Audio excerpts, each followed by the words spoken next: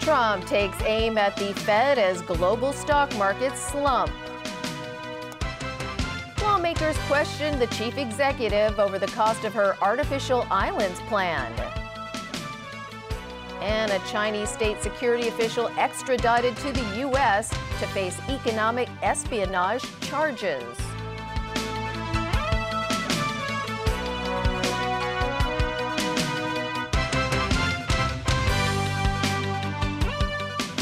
Good evening and welcome. U.S. President Donald Trump has accused his country's central bank of going crazy after its recent interest rate hike triggered a sell-off in global stocks.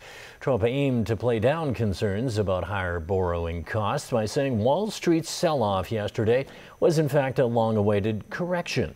Jeff Tang reports. U.S. President Donald Trump was at it again, using choice words to describe the U.S. Federal Reserve's campaign of interest rate hikes. I think the Fed is making a mistake. They're so tight. I think the Fed has gone crazy.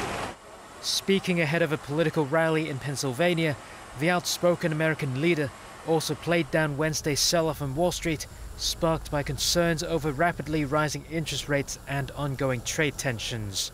That saw the blue chip index, the Dow Jones Industrial Average, and the S&P 500 suffer the biggest single-day decline since February 8th. Actually, it's a correction that we've been waiting for a long time, but I really disagree with what the Fed is doing. Trump's use of the word correction has since been heavily scrutinized. A stock market correction is defined as a drop of at least 10% from the index's high point over the past year. But the S&P 500 has only fallen about 5% from the all-time closing high it achieved on September 20th. That suggests the benchmark still has some ways to go on its ride to the bottom. Meanwhile, the tech-heavy Nasdaq has already slumped 8.5% from its record high on August 29th. That puts it within striking distance of a correction. Tech shares led the market rout, spearheaded by the world's two most valuable publicly traded firms. Apple slumped 4.6%, while Amazon dived 6.2% in their worst days in 2.5 years. That sentiment steamrolled Asian markets today. The Shanghai Composite Index plunged 5.2% to its lowest level since November 2014, while Hong Kong stocks fell 3.5%. Japan's Nikkei 225 fell by almost 4%, an unusually wide margin for the benchmark. In South Korea, the Kospi tanked 4.4%. Jeff Tang, TVB News. Chief Executive Carrie Lam faced a barrage of questions from lawmakers today over her latest policy address. The hot topic was, of course, the government's controversial Lantau Tomorrow Vision project, which is rumored to use up to half of the city's fiscal reserves. Lam says the $500 billion price tag will be spread over a period of more than 10 years, and she urged lawmakers to stop scaring the public. Christy Lung with the details. Unlike what they did during the chief executive's policy address yesterday, pan-democratic lawmakers didn't stage a walkout. They stayed in the chamber to question Carrie Lam on her mega plan in building artificial islands off Lantau. It's a project government sources said would cost around $500 billion. That's roughly half the city's fiscal reserve. You're going to deplete all our fiscal reserves so as to build an artificial island. How are you going to justice to the people of Hong Kong?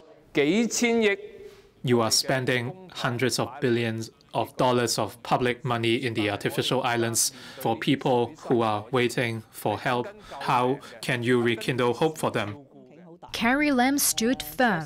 In the last century, we had this Rose Garden plan, including the new airport, the new cross-harbor tunnel. If we had not chosen to go ahead despite the difficulties, we would not have got what we have today. We do have to spend a lot of money on this massive investment project. We're not going to spend all of it in one go. A pro-establishment lawmaker also asked the chief executive if other land options were considered. Have you ignored the Fanling golf course and whether it can be used for short-term housing? You can rehouse the golf course in the future. It would not be easy to develop this site, and it would not happen within a short term. And the rural stakeholders also have a lot of views on this. The government's also pledged to scrap the MPF offsetting mechanism and will provide businesses with a $30 billion subsidy scheme. That's to help cover their staff's long service or severance payments. Though the business sector found it inadequate, Secretary for Labour and Welfare Law Chi Kwong said that's already the ultimate plan. Lawmakers will continue their discussions on the policy address, and next month will debate on the motion of thanks for the CE's address. Christy Leung, TVB News. Carrie Lam still has a long way to go in winning majority support from the general public with her latest policy address. At least that's how it appeared on a radio phone-in program this morning. Elmi Leung reports. Carrie Lam ran for office on a promise to mend the divided community. Yet her land reclamation plans may have widened differences. Half of 10 people who got through to a phone-in program this morning had strong views on land or housing issues. A public flat tenant finds subsidized housing unaffordable and questioned why the chief executive cannot use the Lands Resumption Ordinance to recover private plots for development, especially when 300,000 people still live in subdivided flats. With reference to her time as Secretary for Development, Carrie Lam said it's been a struggle and the administration has failed to secure a single private site in Kutong North since 2008. The CE was then pressed to explain why she now agrees to revitalize industrial buildings for transitional flats, which she rejected years ago. The idea was feasible then, but I didn't have the stamina to push through, she explained. An audience dismissed the 1,700-hectare artificial islands to be created in the central waters as a huge waste, as he thinks money should be spent on more pressing issues. While another caller supports further land reclamation works, he wasn't too happy that Victor Mallet's visa hadn't been renewed. Please stand behind the yellow line. He said even the MTR warns people to stand behind the yellow line, so why can't the government be frank and draw a clear line on the issue? Just admit Mallet's visa rejection is related to the Andy Chan speech. Don't just dismiss that as speculation, said the caller. To that, the CE only said there's already a bottom line: zero tolerance for Hong Kong independence. Elmi Leung, TVB News. Tolls at the city's 3 road harbor crossings could face readjustments in 2 years. Despite concerns from lawmakers and the public, Chief Executive Carrie Lam is adamant the plan will help redistribute traffic and solve congestion in parts of the city. Kana Chu has more. The proposal to increase the tolls at 2 of the city's 3 harbor crossings in 2020 came as the government looked for ways to ease traffic congestions at tunnels during peak hours. Amid mixed reactions, the chief executive said this morning there was no room for an amendment to the toll adjustment plan. This, as she noted, the government had done everything it could to alleviate traffic issues. She also said the government will continue subsidizing the tolls at Western Harbor Crossing until the tunnel's franchise ends in 2023. This lawmaker backs the government's proposal. The main purpose is to try to alleviate the traffic congestion, which will definitely achieve the purpose of diversion of traffic. However, others are not so sure.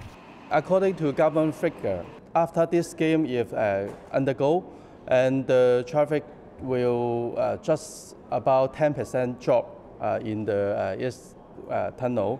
So I think such a drop is not significant, but the fare increase is very significant.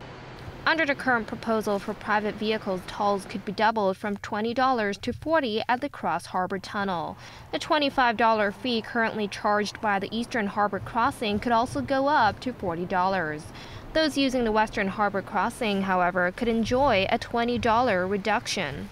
Somebody will not stop driving the car to work and take the bus simply because of a difference of $5. The government can, increase the subsidies to further reduce the West Tunnel toll for example, maybe down to something like $40. In that case, then you have rooms to reduce the increment for the other two tunnels. The government will submit the proposal to the Legislative Council's panel on transport for discussion next month.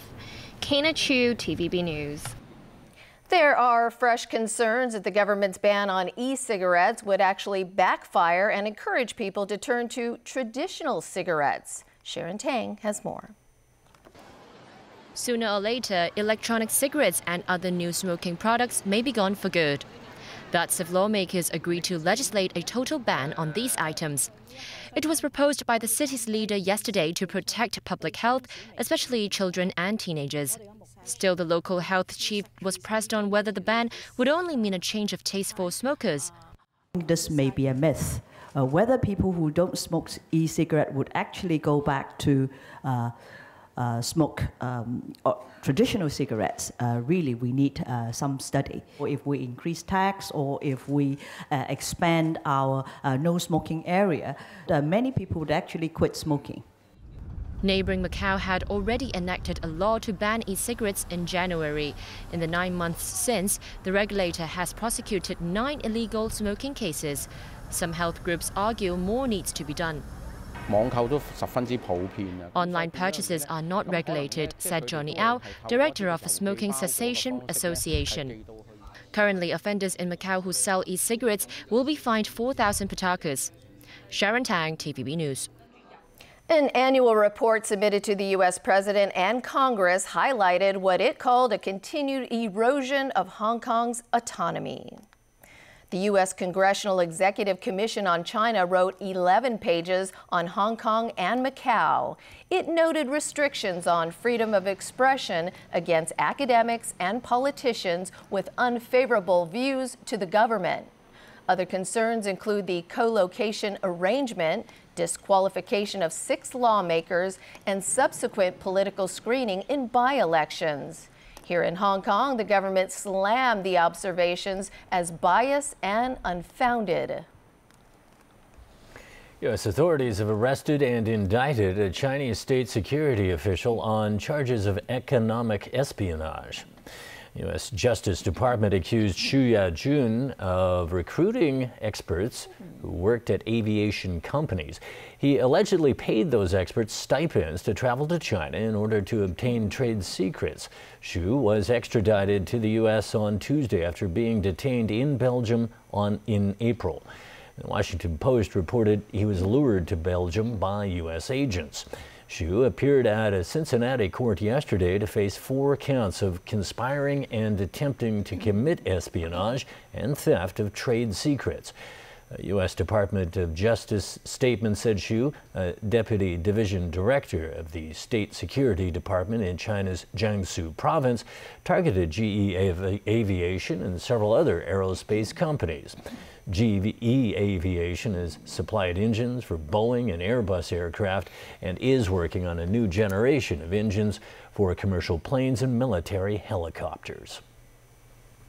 U.S. President Donald Trump is pressuring Saudi Arabia to admit if it had any part in murdering a journalist who was critical of the Saudi government. This comes after U.S. senators triggered an investigation. Washington Post journalist Jamal Khashoggi was never seen again after security footage showed him entering Saudi Arabia's consulate in Istanbul on October 2nd.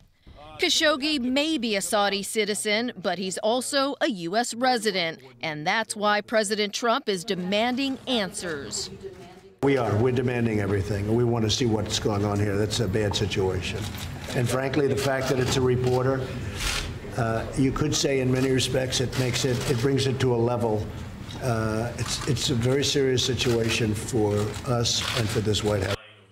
This comes after U.S. intelligence was accused of knowing of the Saudi plot but failed to warn Khashoggi. Hell-bent on determining if this was an extrajudicial killing, a bipartisan group of U.S. senators ordered a probe. I've never been more disturbed than I am right now. If this did in fact happen, if this man was murdered in the Saudi consulate in Istanbul, that would cross every line of normality in the international community. If Saudi Arabia took a U.S. resident lured him into a consulate and killed him. It's time for the United States to rethink our military, political, and economic relationship with Saudi Arabia. Sources say the Crown Prince of Saudi Arabia, Mohammed bin Salman, ordered an operation to lure Khashoggi back to Saudi Arabia to interrogate him. One Turkish newspaper published images of what it called a Saudi assassination squad arriving by private jet, along with pictures of the Saudi members at passport control. It states a 15-member Saudi security team lay in wait for Khashoggi inside the Istanbul consulate, where they suspect he was killed. One source inside the consulate heard a struggle and screaming. Almost 2 hours later, a black van was seen leaving the consulate, then drove to the consul's home and parked in a garage. The Saudi kingdom adamantly denies the allegations, but given the Crown Prince's irrational acts, this political analyst believes making a journalist disappear is plausible. He went to Yemen, he blockaded Qatar. He also apprehended more than 100 Saudi princes and business people. And of course, last year, he also ordered the arrest of Lebanese Prime Minister Saad Hariri. Still ahead in tonight's news. Hurricane Michael leaves a trail of destruction in Florida.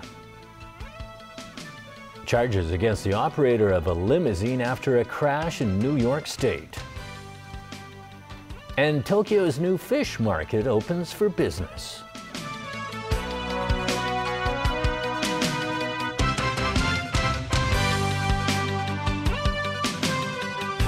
What's better than sitting around a table with your loved ones and catching up over a cozy home-cooked feast? Life can be complicated.